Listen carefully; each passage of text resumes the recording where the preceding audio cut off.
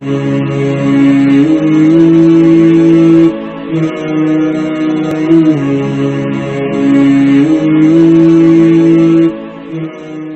علیکم ورحمۃ اللہ وبرکاتہ۔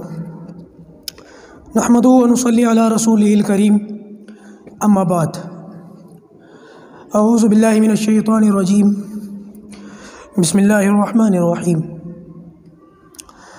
لقد کان لکم فی رسول اللہ اسوۃ حسنہ، وقال تعالی محمد رسول اللہ والذین معہ اشداء علی الکفار رحماء بینہم تراہم رکعا سجدا یبتغون فضلا من اللہ ورضوانا، صدق اللہ العظیم۔ غزوہ احد پر گفتگو چل رہی تھی اور صحابہ کرام کی جانثاری اور دلیری اور بہادری اور ان کی قربانی اور ان لوگوں کی شہادت، اس کا تذکرہ چل رہا تھا۔ اور غزوہ احد تقریباً تو مکمل ہو گیا، اب کوئی خاص بات تو اس کے متعلق کرنے کی بچی نہیں ہے، لیکن دل میں اللہ تعالیٰ نے یہ بات ڈالی خود ہی کہ غزوہ احد کے اندر جہاں دوسرے صحابہ کرام شہید ہوئے، وہیں پر نبی کریم صلی اللہ علیہ وسلم کے بڑے پیارے رفیق، دودھ شریک بھائی اور رشتے میں چچا حضرت حمزہ رضی اللہ تعالیٰ عنہ، یہ بھی اسی دن شہید ہوئے۔ اور نبی کریم صلی اللہ علیہ وسلم کو ان کی شہادت کا بہت بڑا صدمہ ہوا۔ تو میرے ذہن میں یہ بات آئی کہ آگے بڑھنے سے پہلے ان کی شہادت پر اور ان کے فضائل پر کچھ تھوڑی سی بات اور گفتگو ہو جائے، پھر انشاءاللہ آگے بڑھنے میں مزیداری ہے۔ حضرت حمزہ کے متعلق تو ان کے ایمان لانے کا جو واقعہ وہ میں بتا چکا ہوں، سیرت کے پچھلے اسباق کے اندر آپ لوگ سن چکے، پڑھ چکے، اور وضاحت کے ساتھ بات آ گئی تھی۔ آج اس چیز کو دوبارہ نہیں دہراؤں گا، کیونکہ پھر ایک ہی چیز کو دوبارہ دہرانے سے وقت کا بھی ضیاع ہے، اور دوسری بات یہ کہ اگر دوسری چیزوں کو اس پرانی بات کو دہراؤں گا تو پھر جو نئی چیزیں آپ لوگوں کے سامنے آنی ہیں پھر وقت تنگ ہو جائے گا، ان کو رکھنے میں دشواری ہوگی۔ تو لہٰذا حضرت حمزہ کا ایمان لانے کا جو تذکرہ ہے، جن لوگوں نے نہیں سنا وہ سیرت کو پورا سنیں، اور اس سیرت کے گزشتہ بیان کے اندر ان کے ایمان کا تذکرہ بھی موجود ہے۔ آج میں ان کے ایمان لانے کے بعد کے جو ان کے فضائل ہیں اور اللہ تبارک و تعالیٰ نے ان سے جو کام لیا، یعنی کہ دین اسلام کے اندر ان کے جو کارنامے ہیں، ان کا میں تذکرہ کروں گا اور ان کی شہادت کا بھی ذکر کروں گا۔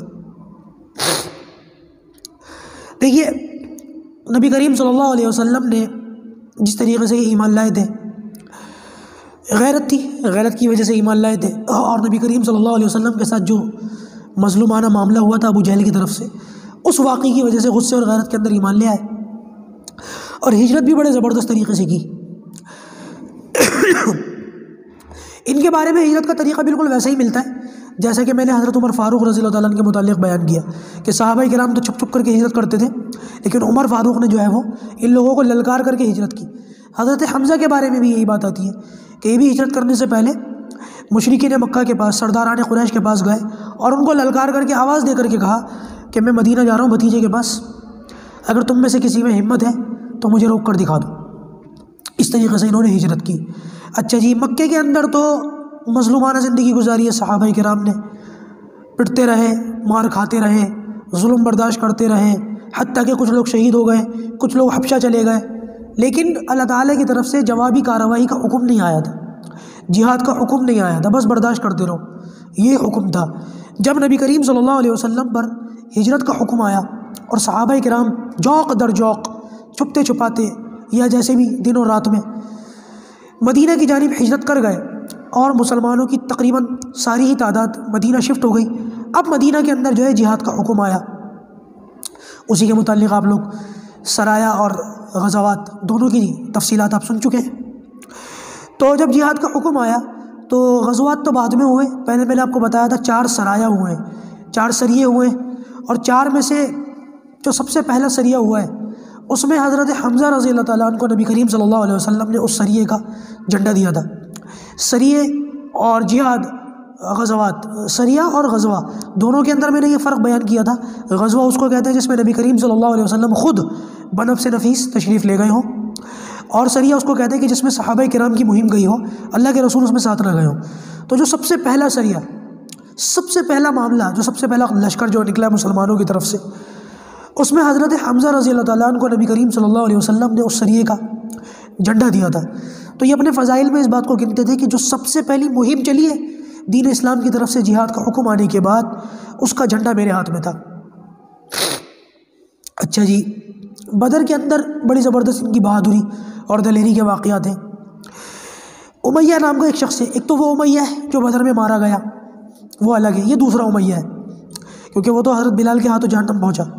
اس دوسرے امیہ کے بارے میں آتا ہے کہ ایک دن اس نے عبد الرحمن سے پوچھا، ایک صحابی ہے، اچھا یہ بتاؤ کہ تمہاری طرف سے بدر کے میدان میں شتر مرغ کا پر جس کی ٹوپی میں لگا ہوا تھا، وہ جو لوہے کی ٹوپی ہوتی ہے جنگ والی، حضرت حمزہ کی یہ جو ہے ایک خصوصیت تھی کہ شتر مرغ جو ہوتا ہے اس کا ایک پر وہ اپنی ٹوپی میں لگا کر کے رکھتے تھے تو میدان میں الگ ہی نظر آتے تھے۔ تو کسی نے پوچھا اچھا یہ بتاؤ، اس نے امیہ نے پوچھا عبد الرحمن سے کہ وہ جو بدر کے اندر شتر مرغ کا پر اپنی ٹوپی کے اندر لگا کر کے لڑ رہا تھا وہ کون تھا؟ تو عبد الرحمن کہنے لگے وہ نبی کریم صلی اللہ علیہ وسلم کے چچا حضرت حمزہ تھے۔ تو کہتے کہ بڑی بہادری سے لڑ رہے تھے، اور ان کی یہ خصوصیت ہے حضرت حمزہ کی کہ صحابہ کرام ایک تلوار سے لڑتے تھے، لیکن حضرت حمزہ کی خصوصیت یہ تھی کہ ان کے دونوں ہاتھوں میں تلوار ہوتی تھی اور دونوں ہاتھوں سے یہ جو ہے جہاد کرتے تھے۔ بہت سارے لوگ مجھ سے کہتے ہیں کہ جہادی اور غزوے کی اور جہاد کی جو چیزیں ہیں ان کو بیان نہ کیا کیجیے۔ میرے اپنے علاقے میں، میرے اپنے ایریا میں ایسے بہت سارے لوگ ہیں۔ کیوں؟ اس لیے کہ حالات خراب ہیں، لوگ ہماری بات کا غلط مطلب نکال کر کے ہمیں غلط سمجھنا شروع کر دیں گے۔ مجھے نہیں لگتا کہ ایسا ہوگا۔ کیوں؟ اس لیے کہ نبی کریم صلی اللہ علیہ وسلم کی زندگی کے جتنے پہلو ہیں ان سارے پہلوؤں کو سامنے رکھنا ضروری ہے۔ اگر ہم حالات سے متاثر ہو کر، لوگوں سے ڈر کر آپ صلی اللہ علیہ وسلم کے زندگی کے ایک پہلو کو، جہاد کو بیان ہی نہیں کریں گے تو اس کا مطلب یہ ہے کہ سیرت کا ایک پہلو ہم سے چھوٹ جائے گا۔ اور پھر جہاں دوسرے لوگوں نے دہشت گردی کو جہاد بنا کر کے پیش کر دیا، تو اگر ہم بیان ہی نہیں کریں گے تو اس کا مطلب یہ ہوگا کہ دوسرے لوگوں کی بات صحیح ہو جائے گی کہ دہشت گردی ہی جہاد ہے، حالانکہ دہشت گردی جہاد نہیں ہے۔ جہاد اور دہشت گردی دونوں میں بہت زمین آسمان کا فرق ہے۔ نبی کریم صلی اللہ علیہ وسلم کی سیرت میں ہمیں یہ باتیں ملتی ہیں۔ صحابہ کرام کو جب کسی جگہ بھیجتے تھے تو تاکید کرتے تھے اس بات کی کہ دیکھو جہاں جا رہے ہوں وہاں کے بوڑھوں کو نہ مارنا، بچوں کو نہ مارنا، عورتوں کو نہ مارنا، اپاہجوں کو نہ مارنا، جن کے ہاتھ میں ہتھیار نہ ہوں، نہتے ہوں، ان کو نہ مارنا، جو اپنے سودا سلف لینے کے لیے بازاروں میں نکلے ہوئے ہوں ان کو نہ مارنا، کسی کا گھر مت جلانا، کسی کی کھیتی مت جلانا۔ آپ مجھے بتاؤ کیا یہ دہشت گردی ہو سکتی ہے؟ یہ تو دہشت گردی تو وہ ہے کہ اوپر سے بم پھینکا اور شہر کے شہر تباہ کر دی، یہ دہشت گردی ہے۔ انسانیت کا درس دینے والوں نے یہ کام کر کے دکھائے۔ نبی کریم صلی اللہ علیہ وسلم تو کبھی صحابہ کرام کو اس قسم کی جو ہے ہدایت نہیں دیتے تھے کہ جہاں چاہو اندر دھن گھس جاؤ، ایسا تو نہیں تھا۔ تو لہٰذا ہماری ذمہ داری ہے کہ جہاد کا صحیح پہلو لوگوں کے سامنے بیان کیا جائے تاکہ لوگوں کو پتہ چلے کہ جہاد اور دہشت گردی زمین آسمان کا فرق ہے۔ اگر انگریزوں کے دور میں ہمارے بزرگ بھی انہی باتوں کو اختیار کرتے کہ بھائی انگریز جو ہے وہ ہم پر حاوی ہو جائے گا اور جہاد کو جو ہے وہ دہشت گردی کا نام دے دے گا، اور انہوں نے دیا بھی، تو اس وقت اگر ہمارے بزرگ اکابر علماء جہاد بیان نہ کرتے تو ہمارا ملک آزاد نہ ہوتا شاید۔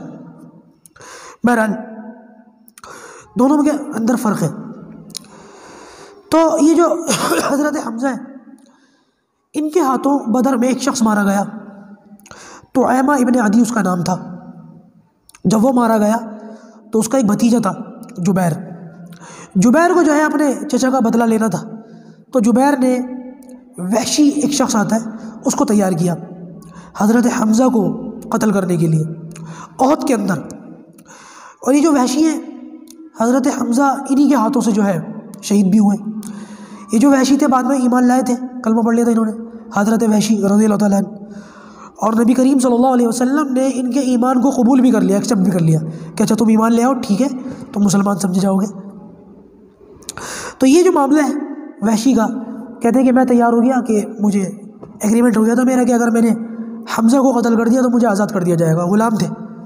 تو کہتے ہیں کہ پیچھے سے میں ان کو تاک رہا تھا احد کے دن، اور یہ آگے آگے چل رہے تھے، میں پیچھے پیچھے ان کی تاک میں تھا، سامنے سے حملہ کرنا تو مشکل تھا۔ وحشی خود کہتے ہیں کہ جہاں جہاں ان کی نظریں جاتی تھی تلوار ساتھ ساتھ جاتی تھی، اتنا زبردست، ان کے آس پاس بھی کوئی نہیں تھا۔ تو کہتے ہیں کہ میں نے یہ سوچ لیا تھا کہ ان کو پیچھے سے ہی مارا جا سکتا ہے، سامنے سے تو کوئی فائدہ نہیں۔ تو کہتے ہیں میں نے برچھا لے لیا، وہ لمبا سا لکڑی کا نیزہ جو ہوتا ہے، اور آگے اس کے تیر کا وہ لگا ہوا ہوتا ہے، اس کو پھینک کے مارا۔ کہتے ہیں میں نے پیچھے سے مارا اور وہ نیزہ حضرت حمزہ کی کمر میں سے گھس کر ناف کے اوپر سے پیٹ کے پار نکل گیا، اور اتنی زوردار طریقے سے میں نے یہ حملہ کیا تھا کہ وہ تاب نہ لا سکے، اسی وقت گھٹنوں کے بل گر گئے۔ کہتے ہیں کہ جیسے ہی وہ گھٹنوں کے بل گرے تو میرے دل میں یہ بات آئی کہ شہید ہو گئے، لیکن اسی وقت اٹھے، نیزہ آر پار ہے، اٹھے، کھڑے ہوئے اور پلٹ کر میری طرف دیکھا، اور ایسے غصے میں اور ایسی زبردست طریقوں سے آنکھ کے اندر شعلے تھے ان کی آنکھوں میں، جب انہوں نے مجھے دیکھا تو میرے پیروں تلے زمین نکل گئی، میرے پیر لرز گئے، مجھے لگا کہ اب میں گیا، یہ پلٹ کر ضرور مجھے مار دیں گے۔ لیکن کہتے ہیں کہ انہوں نے ہمت تو دکھائی، لیکن نیزہ اپنا کام کر چکا تھا، اسی وقت دوبارہ گرے اور انتقال ہو گئے، انتقال ہو گیا، روح پرواز کر گئی۔ اس کے بعد مشرکین مکہ آگے بڑھے اور ان کی لاش کا مصلح کیا، ان کے ناک کان کاٹ دیے، آنکھیں نکال دی، پیٹ چیر دیا، آنتیں نکال دی، سینہ چیر دیا، کلیجہ باہر نکال دیا۔ نبی کریم صلی اللہ علیہ وسلم نے جنگ کے بعد حضرت حمزہ کو جب دیکھا تو آپ صلی اللہ علیہ وسلم جو ہے وہ بہت روئے، اور رونے کی آوازیں سی محسوس ہوئی صحابہ کرام کو، اور آپ صلی اللہ علیہ وسلم نے یہ ارادہ کر لیا کہ حضرت حمزہ کو ایسے ہی بغیر کفن دفن کے جو ہے وہ قبر میں اتارا جائے گا، کفن وغیرہ نہیں دیا جائے گا، ویسے ہی قبر میں اتارا جائے گا۔ لیکن آپ نے پھر اس ارادے کو بدل دیا، آپ نے فرمایا کہ اگر میں ایسا کروں گا تو بعد کے لوگ اس کو سنت بنا لیں گے، تو لہٰذا آپ نے باقاعدہ کفن دفن کے لیے کہا، اور کفن کے متعلق میں بتا چکا ہوں کہ کیسے کفن دیا گیا۔ حضرت حمزہ کی بہن تھی حضرت صفیہ، ان کو جب پتہ چلا، نبی کریم صلی اللہ علیہ وسلم کی پھپھی تھی، جب ان کو پتہ چلا کہ میرے بھائی شہید ہو گئے، دوڑتی ہوئی آگے آئیں۔ آپ صلی اللہ علیہ وسلم نے جب ان کو بھائی کی لاش کے قریب آتے ہوئے دیکھا تو آپ نے ان کے بیٹے صفیہ کے بیٹے زبیر کو کہا ماں کو روکو، تو حضرت زبیر دوڑتے ہوئے گئے ماں کو روکنے کے لیے، تھی یہ بھی حضرت حمزہ کی بہن۔ جب انہوں نے دیکھا کہ مجھے روکنے آ رہا ہے، میرے بھائی کی لاش کے پاس مجھے جانے نہیں دے گا، تو انہوں نے آگے بڑھ کر بیٹے کے سینے پہ مکہ مارا، گھوسا مارا، اور ایسے مکہ مارا کہ یہ کولوں کے بند زمین پہ گر گئے، اور کہنے لگی خبردار مجھے میرے بھائی کی لاش کے قریب جانے سے مت روکنا۔ تو یہ گر گئے اور یہ دوڑتی ہوئی آگے گئی، تو انہوں نے پیچھے سے کہا، گرے ہوئے زبیر نے گری ہوئی حالت میں کہا، اماں حضرت رسول اکرم صلی اللہ علیہ وسلم نے فرمایا مت جاؤ۔ تو کہتے ہیں کہ جیسے اللہ کے رسول کا فرمان سنا کہ اللہ کے رسول کا حکم ہے، وہیں رک گئی، اور پیچھے مڑ کر بیٹے سے کہا کہ اللہ کے رسول سے کہو میں روں گی نہیں، مجھے اجازت دے دو۔ اٹھے اللہ کے رسول کے پاس گیا، رسول اللہ وہاں لگ رہی کہ روئیں گی نہیں، چیخیں گی چلائیں گی نہیں، بس ویسے ہی بھائی کو دیکھ لیں گی۔ تو اللہ کے رسول نے جب یہ سنا تو اجازت دے دی، آئیں، بھائی کی لاش کے اوپر سے کپڑا ہٹایا اور بھائی کو دیکھا، دیدار کیا۔ اس موقع پر نبی کریم صلی اللہ علیہ وسلم نے پھر قسم کھائی، وَإِنْ عَاقَبْتُمْ فَعَاقِبُوا بِمِثْلِ مَا عُوقِبْتُمْ بِهِ، یہ ذکر قرآن مجید کے اندر بھی ہے۔ آپ صلی اللہ علیہ وسلم نے ارشاد فرمایا کہ میرے چچے کی لاش کا مصلح ہوا ہے، اب میں قسم کھاتا ہوں کہ اللہ کے رسول، یعنی کہ میں اپنے چچا کے مصلح کے بدلے میں مشرقین جو کفار ہیں، مشرکین ہیں، 70 مشرکین کا مصلح کروں گا، 70 لوگوں کی لاشوں کا یہی حال کروں گا جو میرے چچے کی لاش کا ہوا ہے۔ تو قرآن کے اندر یہ آیت آئی، وَإِنْ عَاقَبْتُمْ فَعَاقِبُوا بِمِثْلِ مَا عُوقِبْتُمْ بِهِ۔ اے پیغمبر، جتنا ظلم آپ پر ہوا ہے آپ اتنا ہی بدلہ لے سکتے ہیں، اس سے زیادہ کا بدلہ لینے کی آپ کو اجازت نہیں ہے۔ اگر آپ بدلہ لینا چاہتے ہیں اپنے چچا کا تو ایک کے بدلے میں ایک کی لاش کا مصلح کریں، اس سے زیادہ کا نہ کریں۔ پھر کہتے ہیں کہ نبی کریم صلی اللہ علیہ وسلم نے اپنی اس قسم کو توڑ کر کفارہ ادا کیا اور جنازہ پڑھایا حضرت حمزہ کا۔ دو روایتیں ملتی ہیں، ایک روایت تو یہ ملتی ہے کہ حضرت حمزہ کی لاش کو ان کی جو مسیری تھی، ان کا جو جنازہ تھا اس کو آگے رکھا، اور حضرت حمزہ کی مسیری کے آگے ایک ایک صحابی کی مسیری آتی تھی، اور اللہ کے رسول صلی اللہ علیہ وسلم ہر صحابی کا جو 70-72 لوگ شہید ہوئے تھے اس دن، ہر صحابی کا جو جنازہ پڑھاتے تھے، ہر صحابی کی لاش ایک بار آتی تھی، اللہ کے رسول جنازہ پڑھاتے تھے اور ان کی لاش ہٹا دی جاتی تھی۔ حضرت حمزہ کی لاش نہیں ہٹائی گئی، اس کا مطلب یہ ہے کہ نبی کریم صلی اللہ علیہ وسلم نے اپنے چچا کا جنازہ 70 مرتبہ یا 72 مرتبہ پڑھا ہے۔ اور دوسری روایت یہ ہے کہ آپ صلی اللہ علیہ وسلم کے سامنے حضرت حمزہ کا جنازہ تو رہا، لیکن ایک کے بجائے 10 صحابہ کرام کی لاشیں آتی تھیں، 10 جنازے رکھے جاتے تھے، اور اللہ کے رسول ایک مرتبہ میں 10 کا جنازہ پڑھاتے تھے، پھر وہ 10 ہٹا دیے جاتے تھے، پھر اور 10 آتے تھے، حضرت حمزہ کا جنازہ ویسے ہی رکھا رہتا تھا۔ دونوں روایتوں کے اندر حضرت جنازے کی بہرحال اسی جگہ رکھے رہنے کی جگہ ملتی ہے۔ اس کے بعد وہ آدھا کفن دیا گیا، پیچھے پیر پر جو ہے گھاس ڈال دی گئی، وہ ایک خاص طرح کی گھاس تھی، وہی ملتی تھی احد کے اندر۔ اس کے بعد جب مدینہ کے اندر آئے ہیں تو روایت کے اندر آتا ہے مدینہ کے اندر کوئی گھر ایسا نہیں تھا جس کے گھر سے شہید نہ ہوا ہو. 70-72 لوگ تھے. تو اس کا مطلب یہ ہے کئی گھروں سے, تقریباً سبھی گھروں سے لاشیں مدینہ کی جو ہے وہ گئی تھی. تو آپ صلی اللہ علیہ وسلم نے ایک موقع پر عورتوں کو دیکھا کہ وہ بیٹھ کر کے رو رہی ہیں اپنے اپنے شہیدوں کو. اچھا یہ وہ موقع ہے کہ ابھی ماتم کرنے کا, یعنی کہ وہ چیخنے چلا کر رونے کا, 3 دن تک تو نوحہ کرنے کی اجازت ہے نا, اور اس میں بھی زور سے رونے کی, سینہ پیٹنے کی, بال نوچنے کی اجازت نہیں ہے. ابھی یہ حکم نہیں اترا تھا. تو جیسے زمانہ جاہلیت میں رویا جاتا ہے اپنے مردوں کو, ایسے عورتیں رو رہی تھیں. تو نبی کریم صلی اللہ علیہ وسلم نے پوچھا یہ کیا ہو رہا ہے؟ تو کسی نے کہا کہ یا رسول اللہ یہ عورتیں اپنے اپنے شہیدوں کو, اپنے اپنے مردوں کو رو رہی ہیں. تو کہتے ہیں اس وقت اللہ کے رسول کی آنکھوں سے آنسو نکل گئے, اور آپ نے فرمایا کہ ہمارے چچا کو تو رونے والا ہی کوئی نہیں ہے. یعنی کہ آپ کا اشارہ اس طرف تھا کہ ہم لوگ قریشی ہیں, مکہ کے ہیں, اور وہاں سے ہجرت کر کے یہاں آ گئے. یہاں ہمارا خاندان والا اور کوئی جو ہے رشتہ دار نہیں ہے, قبیلے کا کوئی نہیں ہے, تو لہٰذا میرے چچا پر رونے والا بھی کوئی نہیں ہے. یہ کہہ کر رسول اکرم صلی اللہ علیہ وسلم اپنے حجرے میں چلے گئے اور آپ کی آنکھ لگ گئی. سعد بن معاذ رضی اللہ تعالیٰ انہوں نے نبی کریم صلی اللہ علیہ وسلم کی اس بات کو سن لیا اور اپنے گھر کی عورتوں کو جا کر کے کہا کہ رونا بند کر دو, اور نبی کریم صلی اللہ علیہ وسلم کے پاس جاؤ اور حضرت حمزہ کی شہادت پر رو, ان کو رو کر آؤ. تو کہتے ہیں کہ وہ عورتیں آئیں اور انہوں نے رونا شروع کر دیا. نبی کریم صلی اللہ علیہ وسلم کی اس رونے سے آنکھ کھلی. تو آپ نے پوچھا یہ کیا ہو رہا ہے؟ تو کہنے لگے کہ یا رسول اللہ حضرت حمزہ کو رو رہی ہیں یہ عورتیں. آپ نے کہا میرا یہ مطلب نہیں تھا, اس طرف میرا اشارہ نہیں تھا. بعد میں پھر اس کی حرمت بھی آ گئی کہ اس طریقے سے رونا جائز نہیں ہے. بہرحال جیسے کہ میں نے بات کو جہاں سے شروع کیا تھا کہ غیرت میں ایمان لائے تھے, نبی کریم صلی اللہ علیہ وسلم کی محبت میں ایمان لائے تھے. تو میرے بھائیوں آج ہمارے اندر سے غیرت کا پہلو بہت ختم ہوتا جا رہا ہے. مسجدوں کی بے حرمتی, قرآن کی بے حرمتی, نبی کریم صلی اللہ علیہ وسلم کی ذات کی بے حرمتی, اور ہم لوگوں کے اوپر فرق ہی نہیں پڑتا. آہستہ آہستہ یہ غیرت ختم ہوتی جا رہی ہے. اللہ کا واسطہ اس غیرت کو برقرار رکھو. انہی چیزوں سے ہماری وابستگی ہے, اسی سے ہمارا دین ہے, یہ نہیں تو پھر ہم بھی نہیں. اور ان کی بہت بڑی خوبیاں ہیں حضرت حمزہ کی. زمانہ جاہلیت کے اندر بھی بہت ساری چیزوں سے بچتے تھے, ایمان لانے سے پہلے بھی, یعنی کہ اسلام آیا نہیں تھا, نبوت کا اعلان ہوا نہیں تھا, اس وقت میں بھی جھوٹ نہیں بولتے تھے. آپ یہ دیکھیں کہ 360 خداؤں کو مان کر بھی جھوٹ نہیں بولتے تھے. اور ایسے بہت سارے صحابہ کرام ہیں, بہت سارے لوگ ہیں جو زمانہ جاہلیت میں شراب سے بچتے تھے, سٹے سے بچتے تھے, شعر و شاعری کی محفلوں سے بچتے تھے, جھوٹ سے بچتے تھے, اور بہت ساری چیزوں سے اللہ تعالیٰ نے فطری طور پر صحابہ کرام کو بچا کر کے رکھا. یعنی کہ پہلے ہی سے وہ اسلام والی زندگی گزار رہے تھے, ایک طرح سے یہ کہہ سکتے ہیں. تو بھائی دراصل بات یہ میں کہنا چاہ رہا تھا کہ یہ لوگ زمانہ جاہلیت کے اندر بھی ان چیزوں سے بچتے تھے, اور ہم لوگ یعنی کہ 360 خداؤں کو مان کر بھی ان کے ایسے ضابطے تھے کہ غلط باتوں پر عمل نہ کرنا, اور ہم لوگ ایک خدا کو مان کر بھی ان چیزوں سے نہیں بچتے.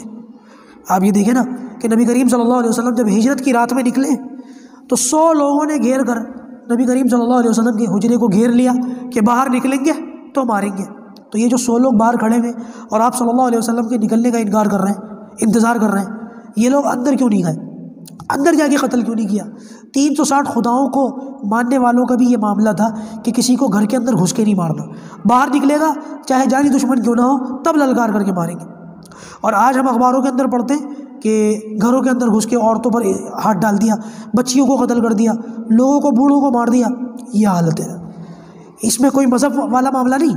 اب دیکھ لیں دنیا کے اندر یہی چل رہا ہے, کسی بھی مذہب کا معاملہ ہو, کسی بھی دنیا کے کونے کا معاملہ ہو, آدمی اپنے گھروں کے اندر بیٹھا ہوا کانپ رہا ہوتا ہے, گھروں کے اندر لوگوں کی جانیں محفوظ نہیں ہیں. اللہ ہماری حفاظت فرمائے. اللہ پاک جو کہا گیا سنا گیا ہمیں ان باتوں پر عمل کرنے کی توفیق عطا فرمائے. انشاءاللہ اس سے آگے کی بات جو ہے وہ کل عرض کی جائے گی. وآخر دعوانا ان الحمد للہ رب العالمین.